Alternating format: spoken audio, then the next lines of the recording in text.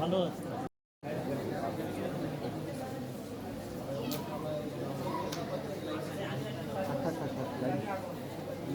চলে গেছে।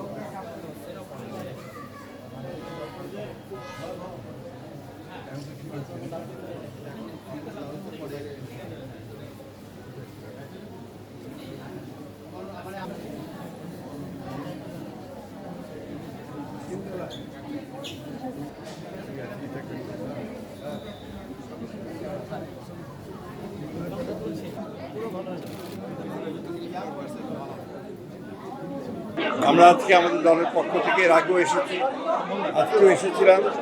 যারা এখানে ভিকটিম আছে তাদের পাশে দাঁড়ানোর জন্য, তাদেরকে সঙ্গে কিছুটা কথা বলার জন্য আমরা চেষ্টা করে যাচ্ছি। আমাদের দলের পক্ষ থেকে এই ভিকটিমদের পাশে দাঁড়ানো, আমাদের পক্ষে যতটুকু সম্ভব তাদেরকে সহযোগিতা করার চেষ্টা করা।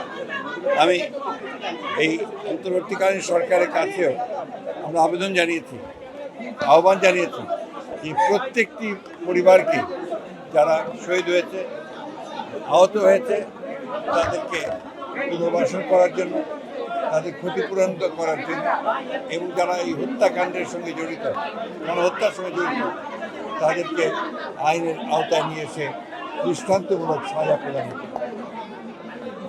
আমরা জনগণের সামনে যেটা বলতে চাই, আজকে একটা সুযোগ সৃষ্টি হয়েছে জনগণের সরকারকে সামনে নিয়ে আসার, অর্থাৎ এই ইন্টারিম গভর্নমেন্টের একটা নির্বাচনের মধ্য দিয়ে যেন নিরপেক্ষ নির্বাচনের মধ্য দিয়ে যেন জনগণের প্রতিনিধিদের পার্লামেন্ট গঠিত হয়, তাদের সরকার গঠিত হয়, এবং যে সমস্ত ন্যূনতম নির্বাচন কেন্দ্রিক সংস্কার করা দরকার, এই সংস্কার করে জনগণের একটা সরকার গঠন করা হয়, সেই আহ্বান আমি জানাচ্ছি।